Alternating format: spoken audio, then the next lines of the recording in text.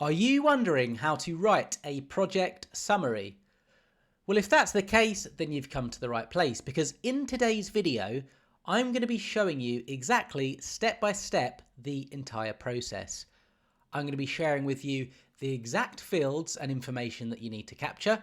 I'm also going to be showing you exactly how to lay it out with two optimized templates. Now, in regards to those templates, the first one is all about creating a project summary for inclusion within a project proposal. And the second template is an end of project summary report, which can be really, really useful for project post-mortem discussions and processes. Now, before I delve into this video, I also just want to quickly mention that I have made these templates available for instant download. So if you do want to pick them up, there will be a link in the description for them.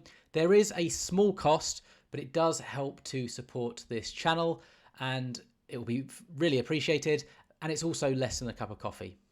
So with that said, let's delve into creating project summaries. I also just want to quickly mention what a project summary is all about.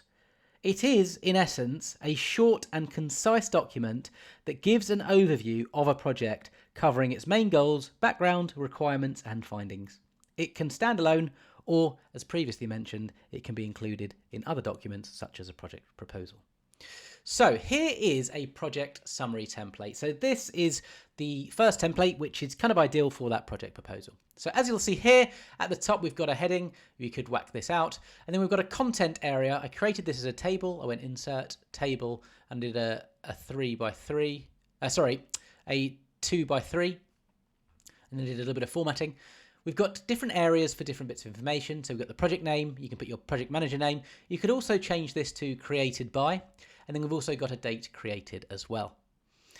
Then we've got a one-page document here, which, as you can see, is very, very concise, but it will effectively present the project to stakeholders or clients.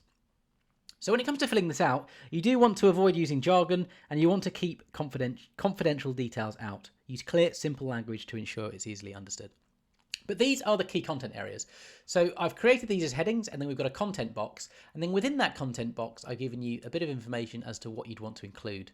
So the first one is project schedule. So here you're basically just summarizing the timeline of the project from start to finish. So you want to include key milestones, dates, durations, and even key deliverables here.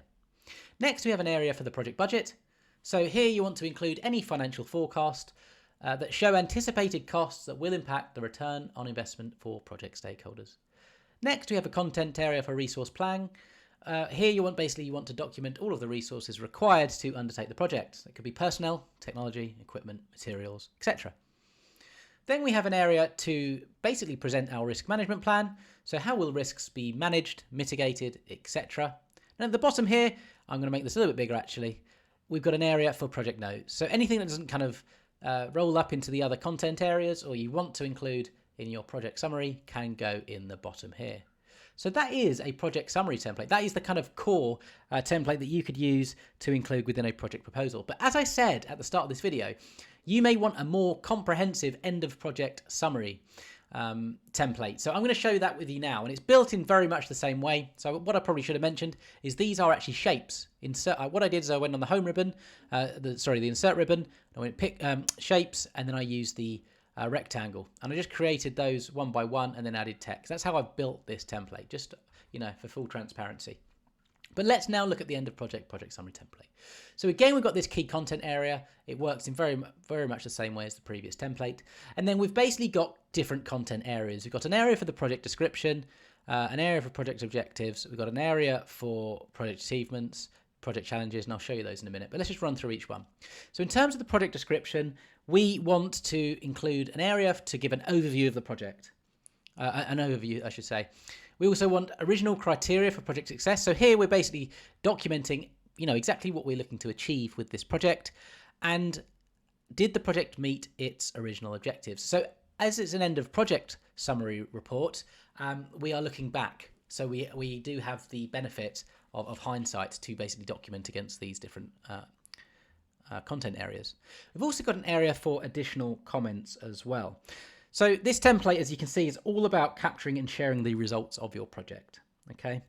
So we've got an area for the project objectives. If you want to delve deeper into individual objectives, you can add them here. You can also specify the date of completion. You could put another column in here, and you could say something like projected date of completion and actual date of completion. You could do that as well. And there's also another content area for additional comments. Next, we've got the area for project achievements. So here we want to basically collect the major accomplishments of the project. You can do that here. We want to know what worked well and what can we leverage for future projects. So you can put that in that box here. And then again, we've got an additional comments field. So anything that doesn't kind of fit in those content areas, you can just basically put them in the additional comments. We've then got the almost opposite of project achievements in terms of the challenges. So what aspects of the project went wrong? It's really important that we capture this so we can learn for future projects. What processes require improvement? How can we improve those processes going forward? And again, any additional comments can be documented here. Now, here's a really, really important part of the post project summary report. And it's what are we going to do from here? So are there any outstanding actions from this particular project, and who is responsible for them? That should be who, excuse me. We then have outlined any additional project items. So again, there's anything that is either outstanding or just items that need to be covered going forward. And then again, we finish off with an additional comments box. So as you can see, two really useful templates. If you did want to pick them up, not build them yourself, link in the description below. Any questions, comments, feedback, also drop them down below and I'll get back to you. And with all that said, all of the best with your project summary, and I hope you have an excellent day.